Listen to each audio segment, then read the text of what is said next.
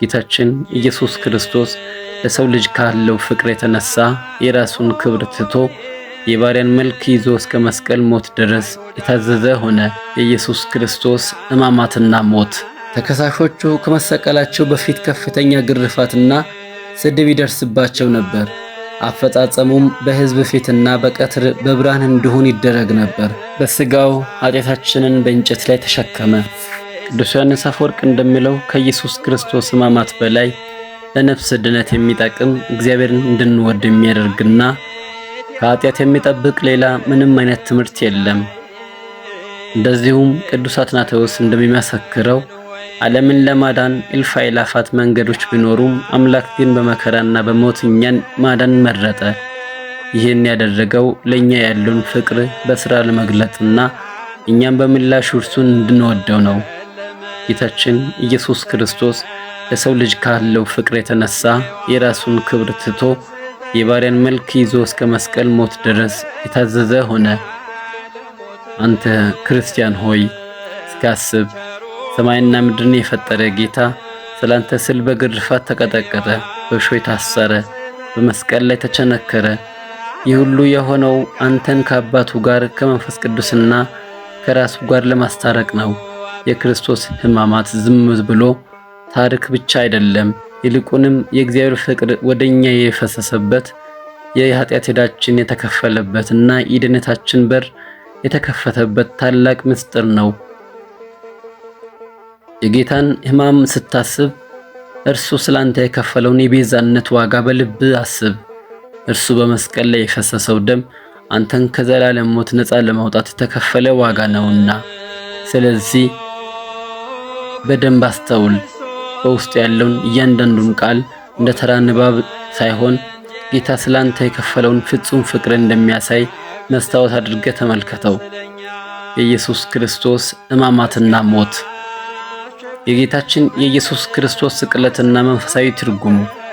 የክርስቶስ ስቅለት በታሪክ ሂደት ውስጥ እውነተኛና የተረጋገጠ ድርጊት መሆኑን አብዛኞቹ ምሁራን ይስማሙበታል። ስለ ስቅለቱ የሚናገሩ ቀደምት ዘገባዎች በአራቱ ወንጌላትና በሐዋርያት መልእክታት ውስጥ በስፋት ይገኛሉ። ጌታችን ኢየሱስ ክርስቶስ ስለ መሞቱ አስቀድሞ በሦስት የተለያየ አጋጣሚዎች ትንቢት ተናግሮ ነበር። ይህም ስቅለቱ በአጋጣሚ የመጣ ሳይሆን የሰው ልጅን ለማዳን የታቀደ መለኮታዊ ምስጢር መሆኑን ያሳያል። በኦርቶዶክስ ቤተክርስቲያን አስተምሮ የክርስቶስ በሞት ላይ የተቀዳጀው ድል የቤተክርስቲያን ሕልውና መሠረት ነው። በመሆኑም በሞቱ ሞትን የረገጠው የፋሲካ አዋጅ ከስቅለቱ ጋር የማይነጣጠል ምስጢር ተደርጎ ይወሰዳል። የኦርቶዶክስ ቤተክርስቲያን የመስቀሉን መከራ ብቻ ሳይሆን ትንሣኤውንም በአንድ ላይ አጣምራ ትመለከታለች። ይህም በምዕራባውያን ዘንድ ከሚታየው ትርጉም በተለየ መልኩ ስቅለትና ትንሣኤ እንደ አንድ ሙሉ ምስጢር እንዲታዩ ያደርጋል። በጥንታውያን ክርስቲያኖች እይታ ሞት የተፈጥሮ ስርዓት ሳይሆን በአዳም ጥንተ አብሶ ወይም ኦሪጂናል ሲን ምክንያት ወደ ዓለም የመጣ ነው። ሐዋርያው ቅዱስ ጳውሎስ እንደገለጸው ሰዎች ሁሉ ኃጢአትን ስለሰሩ የእግዚአብሔርን ክብር ጎሏቸዋል። ሞት በሰው ልጅ ላይ ስልጣን ነበረው። ይሁን እንጂ ክርስቶስ በዕለተ ዓርብ በፈጸመው መለኮታዊ ሞት የዲያብሎስንና የሞትን ኃይል ሽሯል። ይህም የሰው ልጅ ከሞት ስልጣን ነፃ እንዲወጣ አድርጎታል። ሞት ልክ እንደ ዘር መሬት ውስጥ እንደሚቀበርና እንደገና እንደሚበቅል ተደርጎ ይቆጠራል። የሰው ልጅ ሥጋ መቀበር ያለበት ዳግመኛ ከጥፋት የጸዳና ንጹሕ ሆኖ እንዲነሳ ነው። የእስክንድርያው ቅዱስ ቀለመንጦስ እንደገለጸው መስቀል የፀሐይ መግቢያን ወደ ፀሐይ መውጫ፣ ሞትንም ወደ ሕይወት ቀይሮታል። በመሆኑም መስቀሉ የድል አርማ እንጂ የሐዘን ብቻ ምልክት አይደለም። በኦርቶዶክስ ስነ ስዕል ወይም አይኮኖግራፊ ላይ በመስቀሉ አናት ላይ የክብር ንጉሥ the king of glory የሚል ጽሑፍ ይቀመጣል። ይህም ጌታችን በመከራውና በውርደቱ ውስጥ እንኳን ድል አድራጊ ንጉሥ መሆኑን ለመግለጥ ነው።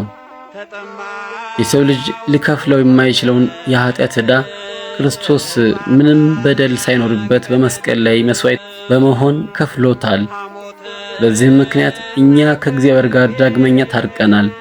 የኦርቶዶክስ ምዕመናን በዕለተ ዓርብ ወይም ጉድ ፍራይዴይ የክርስቶስን ሰብአዊ ስቃይ ብቻ ሳይሆን በውጫዊ ውርደቱ ውስጥ ያለውን መለኮታዊ ክብሩን ያሰላስላሉ።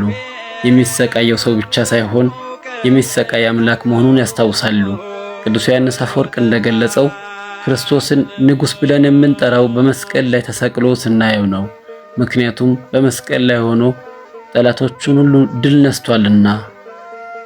የመስቀሉ ቃል ለሚጠፉት ሞኝነት ቢሆንም ለኛ ለምንድን ግን የእግዚአብሔር ኃይልና ጥበብ ነው። ይህንንም ምስጢር ለመረዳት መንፈስ ቅዱስ መመራትና ማስተዋልን ማግኘት ያስፈልጋል። የክርስቶስ ስቅለት ለሰው ልጅ ሁሉ ትልቅ ትምህርት የተሰጠበት ነው።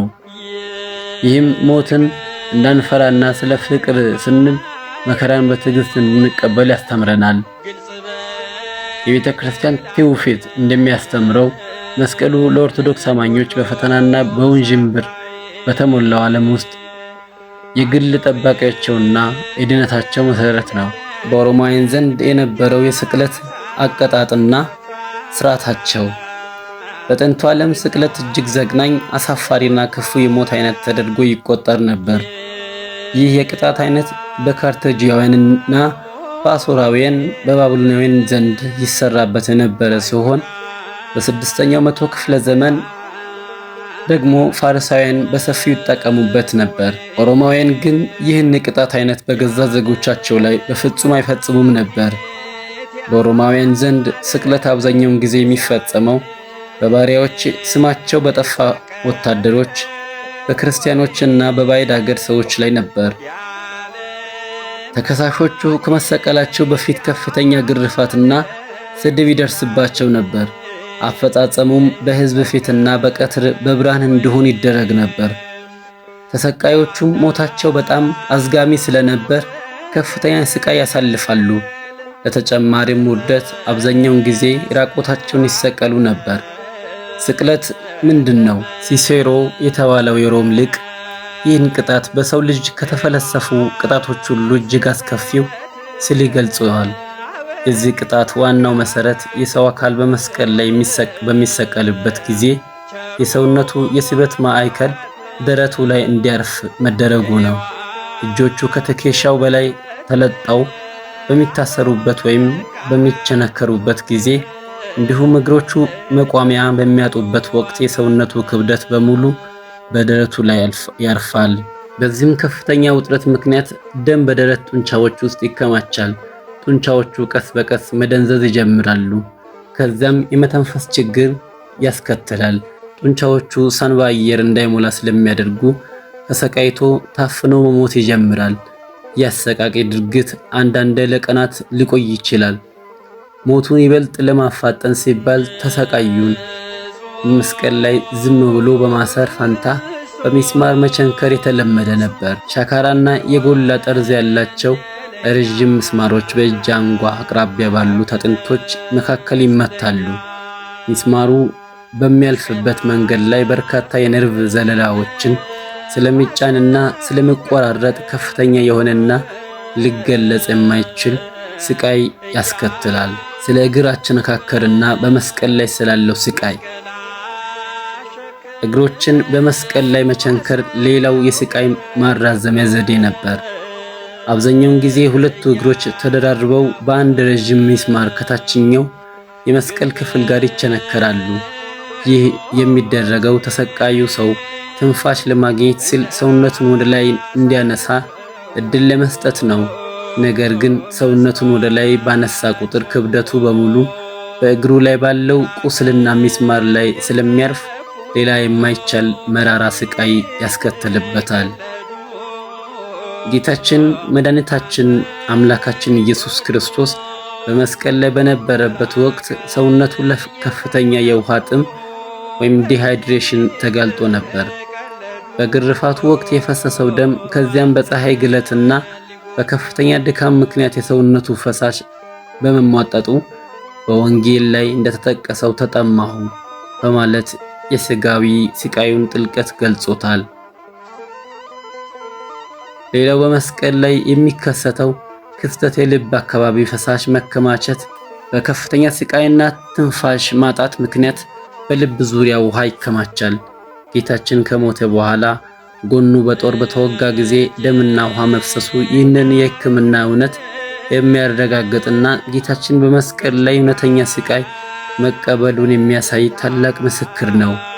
የቅዱሳን አባቶች ትምህርት እንደሚያስረዳው ጌታችን ይህን ሁሉ ስቃይ የተቀበለው በግዴታ ሳይሆን በገዛ ፈቃዱ ነው።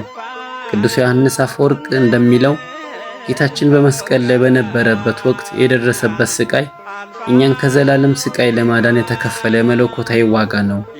እያንዳንዱ ቁስልና እያንዳንዱ የደም ጠብታ ለሰው ልጅ ድነት የተሰጠ ስጦታ ነው።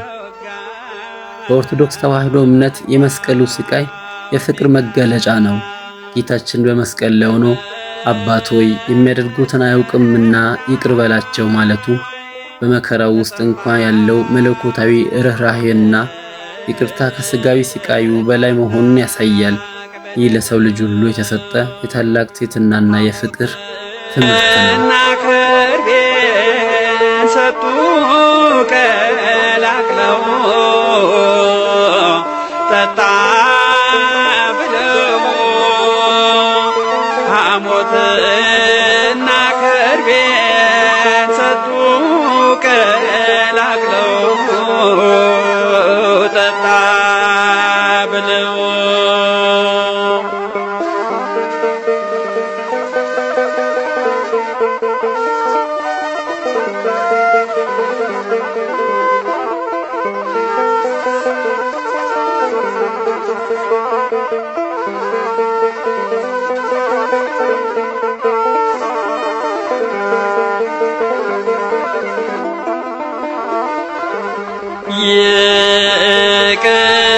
ይቅር ባይ ግልጽ በደላችን ሁሉን ሳታይ